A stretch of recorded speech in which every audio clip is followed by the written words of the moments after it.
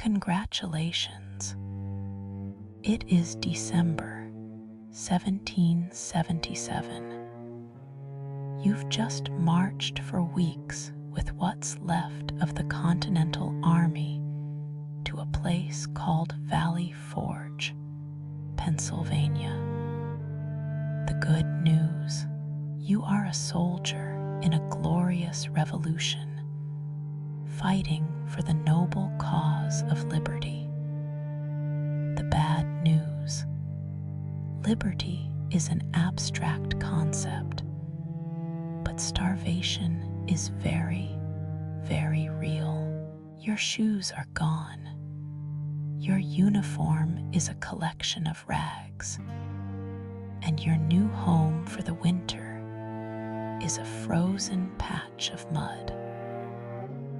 Welcome to the birth of a nation, a birth that is proving to be cold, bloody, and profoundly miserable. Before we descend into this particularly patriotic circle of suffering, perhaps take a moment to hit subscribe if you enjoy falling asleep while contemplating the true cost of freedom. Drop a comment with where you are and what time it is. It's always fascinating to see who's awake in the dead of night, pondering the daily life of a revolutionary war soldier. Now dim your lights. Perhaps wrap yourself in a blanket that isn't riddled with lice, and let's ease into tonight's journey. Fair warning, by minute 5, you'll be grateful for socks. By minute 10, you'll want to thank a quartermaster. And by minute 20, you'll understand that the real enemy in the American Revolution wasn't the British. It was winter and Congress. But we'll get there gently, very gently. Let's begin. You are not a professional soldier. 2 years ago, you were a farmer in Connecticut, a blacksmith in Philadelphia, a tailor in Boston. You had a life, a trade, a family. Then came the words liberty, tyranny, freedom. They were exciting, intoxicating words. You signed up, convinced you'd be home by Christmas. That was Christmas of 1775. It is now Christmas of 1777, and you are still not home. You have seen more fighting, more death, and more incompetence than you ever thought possible. The army you belong to is not a glorious, well-oiled machine. It is a tired, beaten, and starving collection of survivors. You've just spent a season being chased around Pennsylvania by the British, who are better trained, better equipped, and currently spending their winter in the warm, comfortable, captured city of Philadelphia. 20 miles away, they have real houses, real food, and real beds. You have Valley Forge. Valley Forge is not a fort. It is not a town.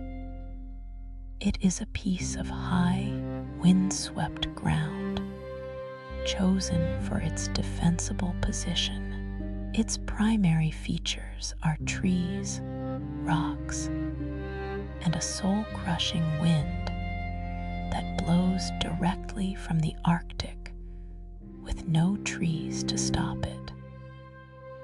Your first task upon arrival is to build your own shelter. There are no tents, no barracks waiting for you.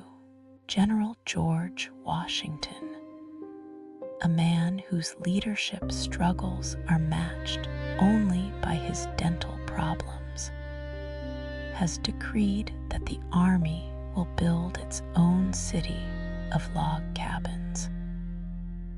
This sounds rustic and charming. It is not. You are exhausted, malnourished, and equipped with one axe for every 12 men. You spend the next few weeks in the freezing cold, felling trees, hauling logs, and constructing a small, rough hut that will be your home for the next 6 months. The cabin is approximately 14 by 16 feet. It will house you and 11 other men. That is not a typo. 12 men in a space the size of a modern garden shed. There is one fireplace for heat and cooking. There are no windows, only small openings you can stuff with rags. The floor is dirt. Your bed is a wooden bunk you build yourself, covered with a thin layer of straw. Congratulations, you've just completed the first task of your winter encampment, building your own prison. Now, let's talk about your uniform, or rather, the memory of your uniform. The smart blue coat and white trousers you were issued 2 years ago have long since disintegrated. Your current outfit is a patchwork of rags, scavenged cloth, and wishful thinking. Many of you don't have proper coats. Many don't have shirts. But the most critical, soul-destroying shortage is footwear. Your shoes fell apart months ago. You have been marching and fighting barefoot, or with your feet wrapped in rags. The ground at Valley Forge is frozen solid, often covered in snow and ice. Your feet are a mess of cuts, blisters, and frostbite. You leave bloody footprints in the snow wherever you go. The doctors, such as they are, spend their days performing amputations, not from battle wounds, but from frostbite. The sight of a man's black, dead toes being sawed off without anesthesia becomes a routine part of your daily life. You learn to fear the cold not just for its discomfort, but for its ability to take pieces of you. But the cold is only your second worst enemy.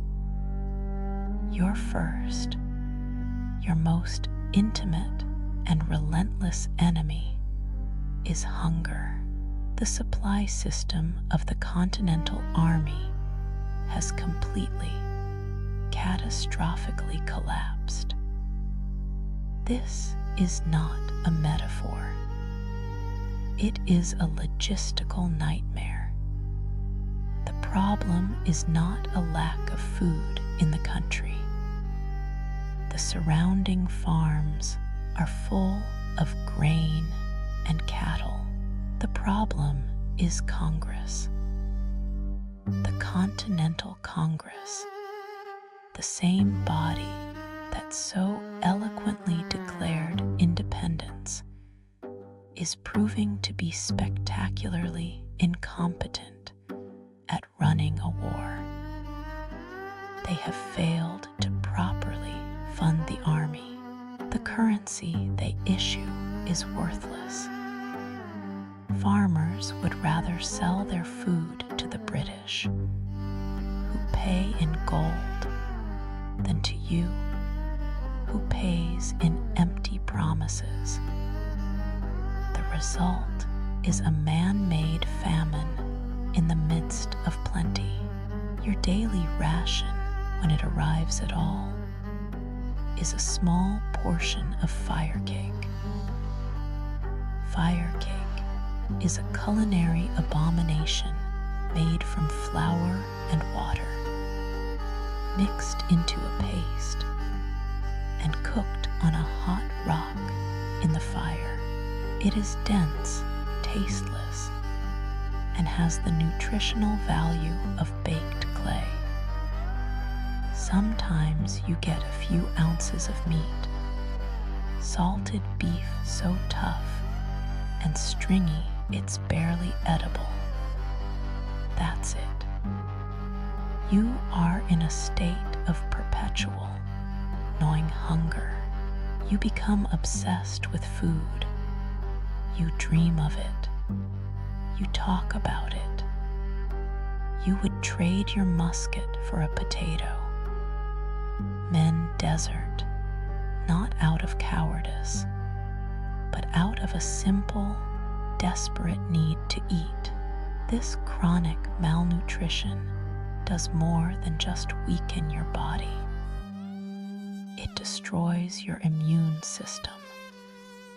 And in a crowded camp of 12,000 men with primitive sanitation, this is a death sentence. The camp at Valley Forge becomes a breeding ground for disease. Typhoid, dysentery, influenza, and pneumonia sweep through the log huts like fire. The camp latrines are simple trenches, often located too close to the water supply. Personal hygiene is a forgotten luxury. You are infested with lice, which you and your bunkmates pick off each other by the firelight in the evenings. This isn't just unpleasant. The lice carry typhus, or camp fever, a deadly disease that thrives in these conditions. Your hut becomes a hospital. A man in the bunk next to you develops a hacking cough. A week later, he's burning with fever, delirious. 2 days after that, he's dead.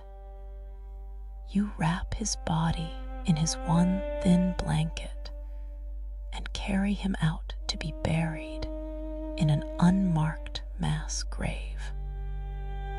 2,000 men will die at Valley Forge that winter. Not a single one will die from a British bullet. They will die from starvation, from exposure, from disease. They will die because their own government failed them. Let's talk about the medical care, or rather, the organized system of suffering that passed for medicine in the Continental Army. Your hospital is not a clean, sterile building. It is a collection of cold, crowded barns and farmhouses in the surrounding countryside, commandeered for the purpose. If you are too sick to remain in your own hut, you are sent here. Many see it as a death sentence. The hospitals are chronically short of everything: medicine, blankets, food, and doctors. The surgeons of the Continental Army are not the highly trained professionals of the modern world. They are a mixed bag of university-educated physicians and apprentices who learned their trade by observation. Their understanding of disease is based on the ancient theory of humors and miasmas. They believe sickness is caused by bad air or an imbalance in the body's fluids. Their primary tools are the lancet for bloodletting, powerful emetics and purgatives to induce vomiting and diarrhea, and a saw for amputations. The concept of germ theory is a century away. Sterilization is not practiced. A surgeon will move from amputating a gangrenous leg to probing a stomach wound without so much as rinsing his hands. The hospitals, intended as places of healing, become centers of cross-contamination, where a man with a broken leg might die of dysentery contracted from the patient in the next bed. Imagine you are one of the unlucky ones. Your frostbitten foot has turned black. The surgeon, a tired, overworked man who smells of whiskey and despair, examines it and delivers the verdict. It has to come off. There is no anesthesia, save for a large dose of rum to dull your senses and a leather strap to bite down on. 4 strong men hold you down on a wooden table. The surgeon takes his saw. You scream. The sound is lost among the chorus of other screams and groans that are the constant soundtrack of the hospital. The operation takes minutes, but it feels like an eternity. If you survive the shock and the blood loss, your next battle is against infection. The surgeon will wrap your stump in a simple cloth bandage. There are no antibiotics. Your survival now depends entirely on the strength of your own ravaged immune system. Many do not survive. They die days later from sepsis, their bodies overwhelmed by an infection that a single modern antibiotic pill could have cured. This is the reality of colonial medicine. It is a world of well-intentioned ignorance and spectacular, agonizing failure. And what of the man in charge of this whole desperate enterprise? What is the daily life of George Washington at Valley Forge? While you are freezing and starving in your hut, he is living in a comfortable, rented stone house, the Isaac Potts House, which serves as his headquarters. He has a warm bed, regular meals, and a staff of aides. But do not mistake his relative comfort for a lack of suffering. Washington is engaged in his own private psychological hell. His army is melting away before his eyes.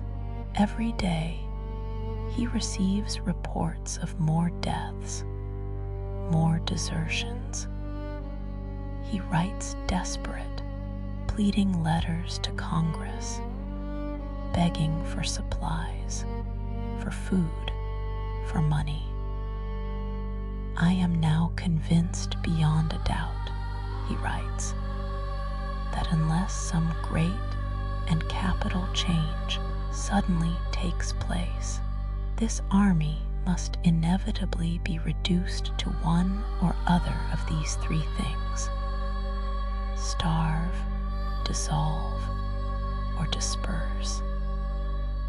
He is met with bureaucratic indifference and political infighting. A faction within Congress, the Conway cabal, is actively conspiring to have him removed from command. He is fighting a war on two fronts: against the most powerful military on earth and against his own government. Every morning, he rides through the camp. He sees the bloody footprints in the snow. He sees the skeletal figures of his men huddled around smoky fires. He sees the carts carrying the dead to the mass graves. The weight of it all is crushing. There are moments of profound despair where he doubts the entire revolutionary project. But he does not break. He maintains an iron facade of command. He is the symbol of the revolution, the one man holding this fragile, disintegrating army together through the sheer force of his will. His leadership struggles are immense, but his greatest victory at Valley Forge is not a military one.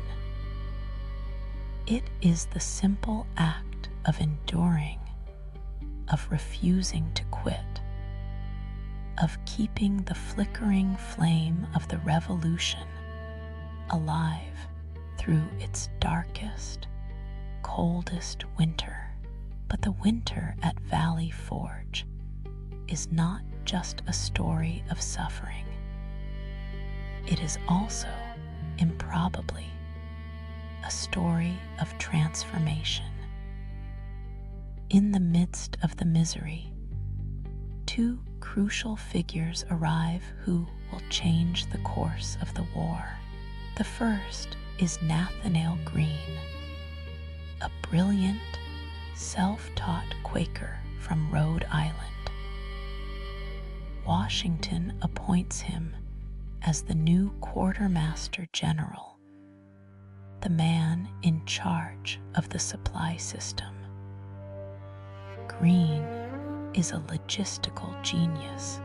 He reorganizes the entire system, rooting out corruption, finding new sources of supply, and slowly, miraculously, the food begins to arrive.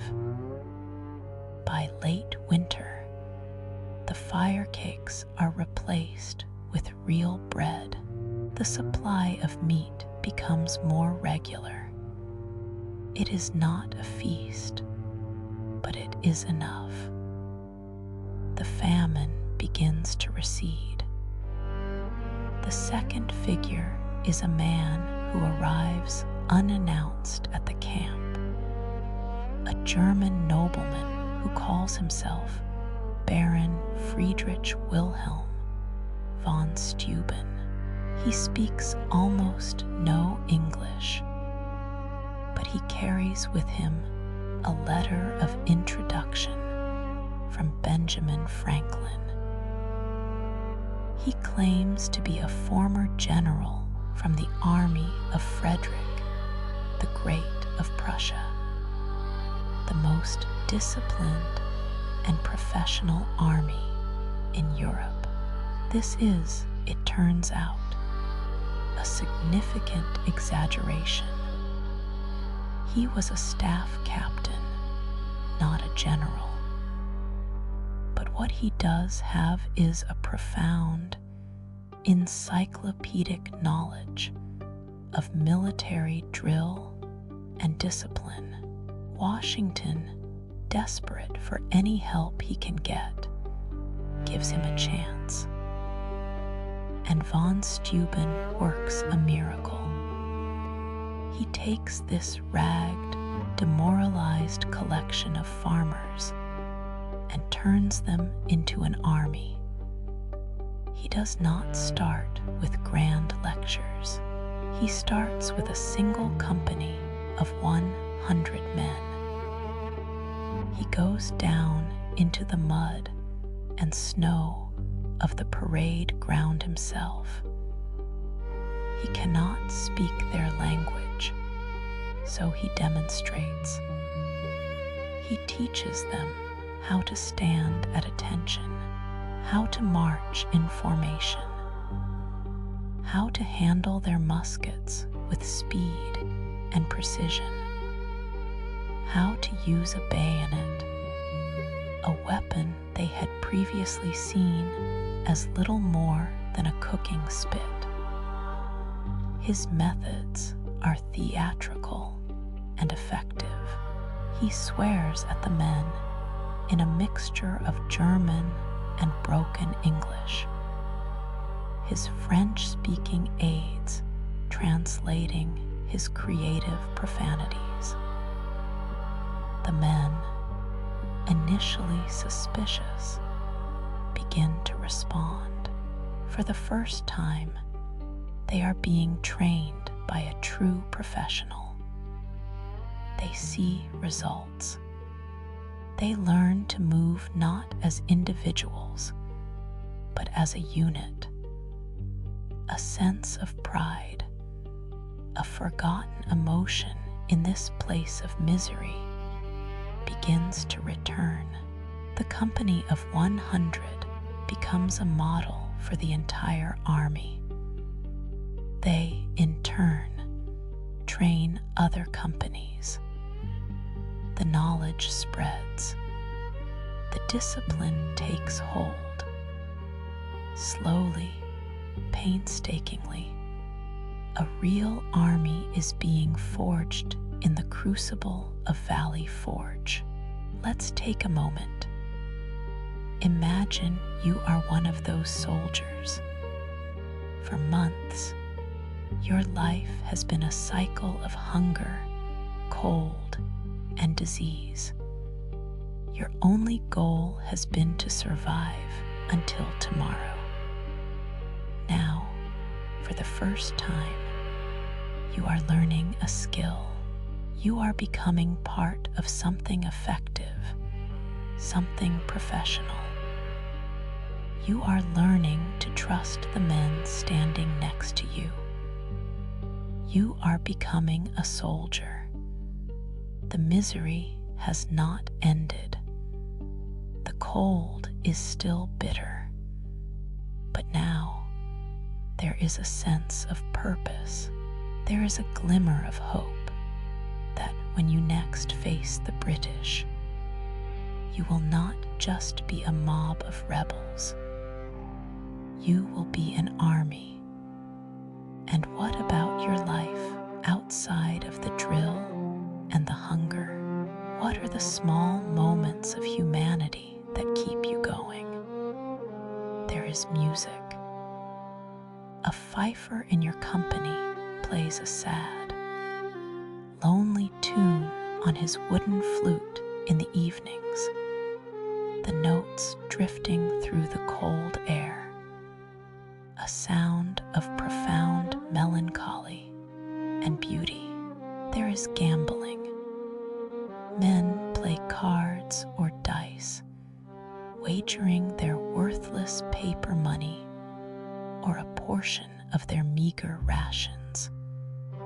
There is storytelling. Around the fire in your hut, men share tales of home, of their families, of the world before the war. These stories are a lifeline, a connection to a life you hope to one day return to. And there is the presence of women. It is a common myth that Valley Forge was an entirely male world. It was not. Hundreds of women, the wives and mothers and daughters of the soldiers, followed the army. They were the camp followers. They lived in the huts with the men, and they worked. They were the laundresses, the seamstresses, the nurses. They washed the filthy, lice-infested clothes. They mended the tattered uniforms. They cared for the sick and dying in the hospitals, providing a measure of comfort and compassion in a world that had very little. They were not paid. They were not officially recognized. But the army could not have survived without them. Their resilience, their quiet, uncelebrated labor, is one of the great untold stories of Valley Forge. And so, the winter grinds on, a monotonous, unending cycle of cold, hunger, sickness, and drill. The days are identical. The weeks blur together. The only thing that changes is the number of graves on the hill. But then, slowly, almost imperceptibly, something shifts. The days begin to grow longer, the sunlight a little less watery.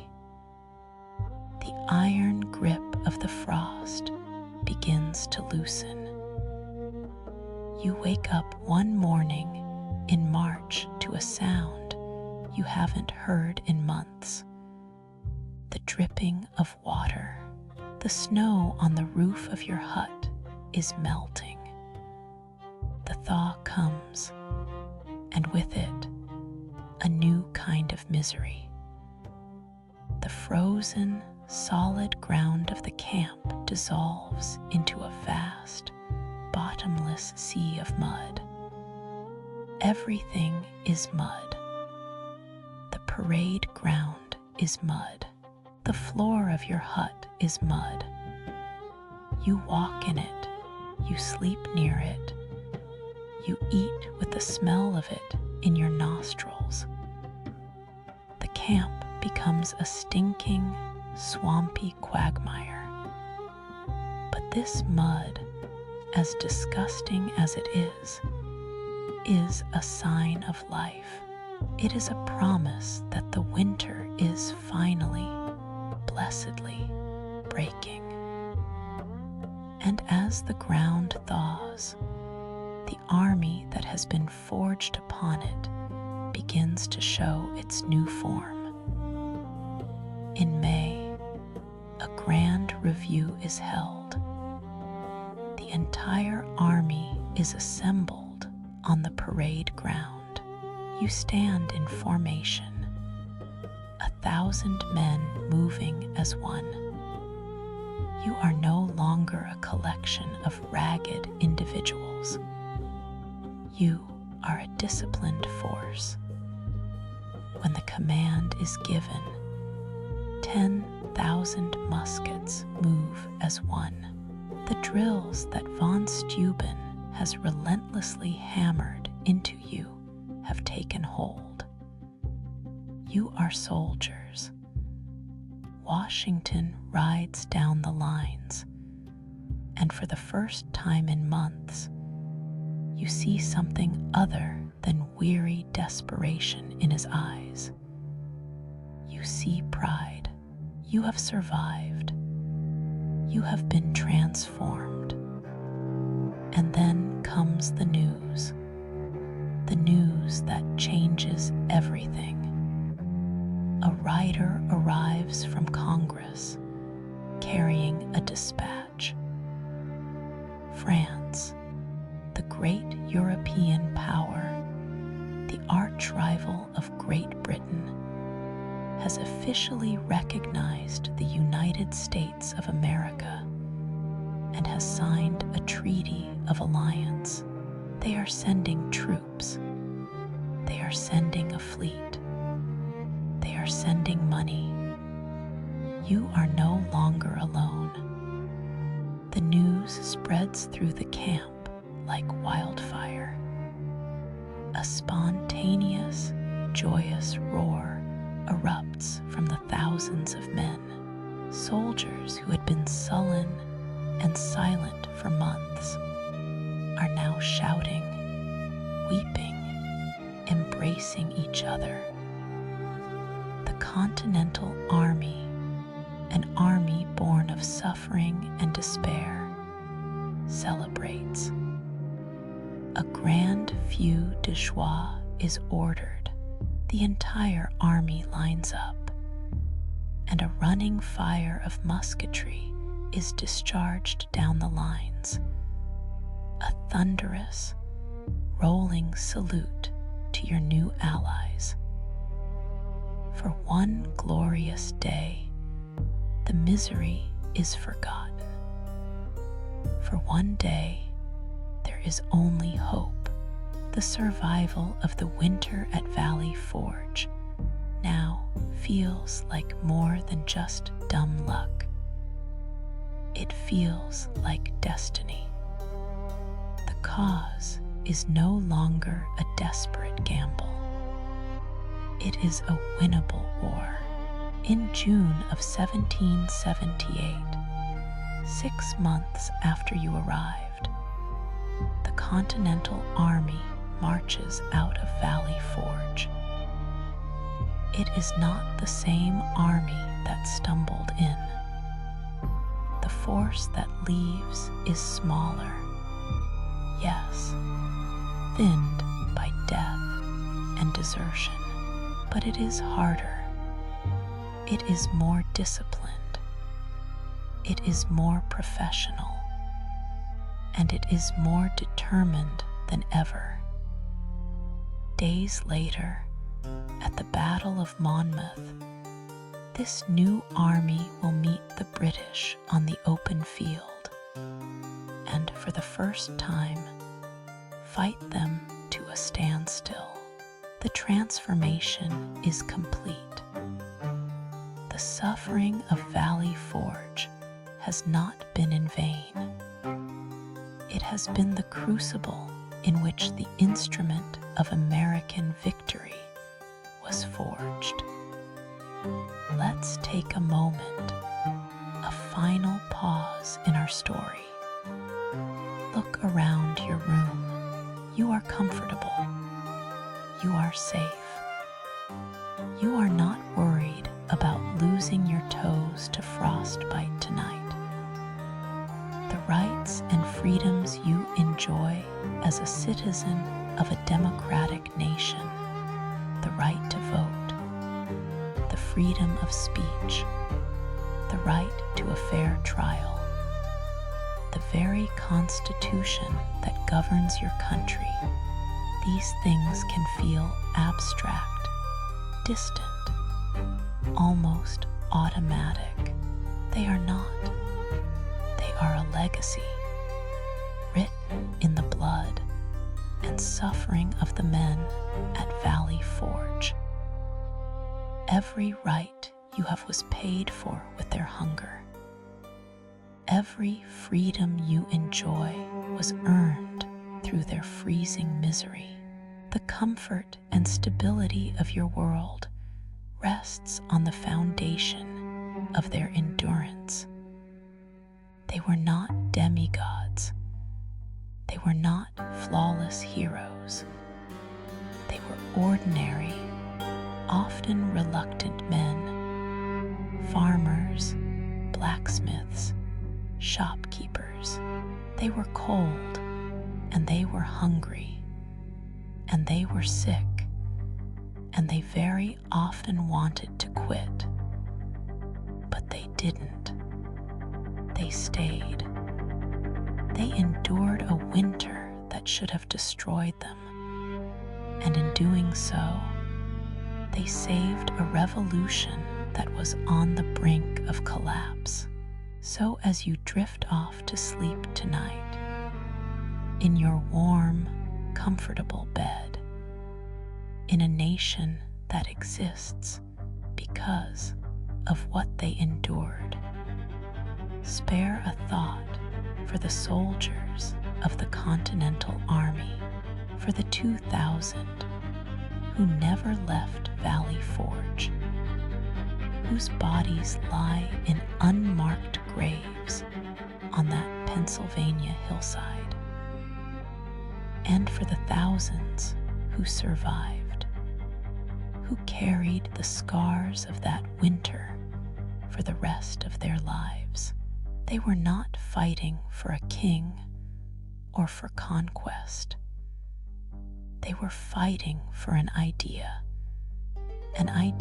that a nation could be founded on the principle of liberty. Their suffering was the down payment on the world you live in today. The fire is dying down now. The story is ending. Your eyes are heavy. The cold, bleak landscape of Valley Forge is fading into the peaceful darkness of your room.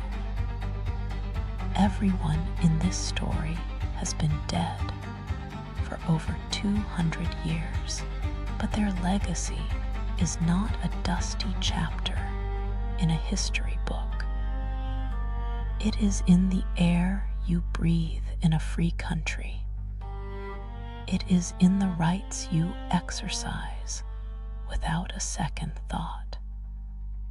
And with that thought, you can drift off to sleep, grateful for your warm blankets, grateful for your full stomach, grateful for the simple, profound luxury of living in a nation where the greatest struggles are not for mere survival, but for the perfection of an idea that was kept alive in a frozen camp long ago.